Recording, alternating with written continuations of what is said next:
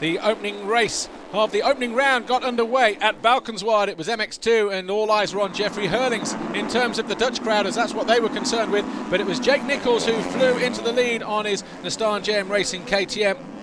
Tommy Searle made a good start in third position, so too did Jeffrey Hurlings. But while Jake Nichols started to feel the heat from the riders around him, particularly the likes of Jeremy Van Hoorbeek and Jeffrey Hurlings, Jake Nichols then decided to come under pressure from the likes of Tommy Searle and Jeremy Van Hoorbeek. But further down the field, all eyes were on Valentin Tellier and Jordi Tixier as they fought over sixth position.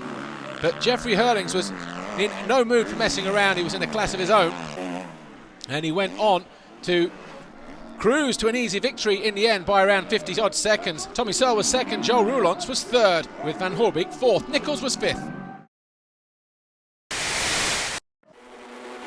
MX2 race 2, not a good jump for Jeffrey Hurlings as he came over the line in the initial period, but he held a nice tight entry and exit. But it was Jose Boutron, the Spaniard, who pulled the whole shot, followed by the two Kawasaki's of Joel Roelants and Tommy Searle.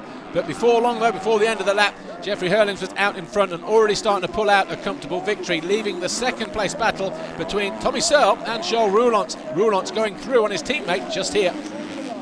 And that's pretty much how it finished between those two guys. Hurlings up front, Roelants second, Tommy Searle was third. Jeremy Van Hoorbeek found himself in fourth position after an up and down ride. Max Anstey, a good ride for him, in fifth place. But no one really a match for the in-form Jeffrey Hurlings, number 84 on the Red Bull Factory KTM MX2 machine.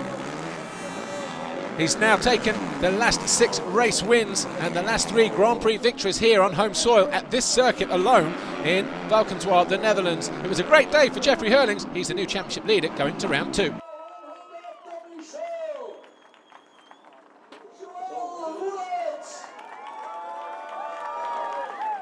En dan 3 maal rechte shoes. De national anthem of... Kijk eens, daar staan ze klaar. Searle, Roelants en Jeffrey, die nog op zijn gemak zijn brilletje op staat te zetten, zodat hij geen champagne in zijn gezicht krijgt. En daar staan ze elkaar.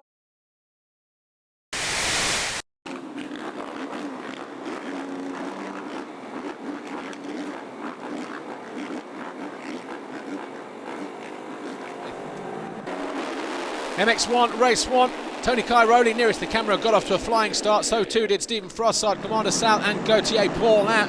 There was a little bit of bar banging going through the first couple of corners, but in the end Tony Cairoli found himself at the head of the pack. He was challenged briefly by the 183 of Stephen Frossard on the Monster Energy Yamaha, but Frossard was just a little bit over exuberant, made too many mistakes and cost him very dearly as well. The expense being he lost the lead, lost a lot of ground. That led him right into the clutches of Commander Sal and Gauthier Paulin. Another mistake there led him off track again, and it was a long way back for him from there. He did eventually though come back into third position.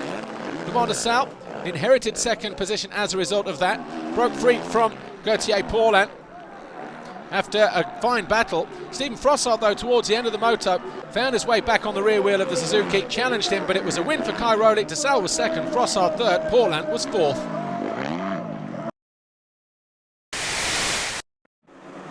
MX1 race 2, a similar thing. The rain started to fall towards the start of the moto. It only got heavier from there on in. Christophe Pourcel with the early hole shot. Cairoli was in there, so too Sal and Stephen Frossard.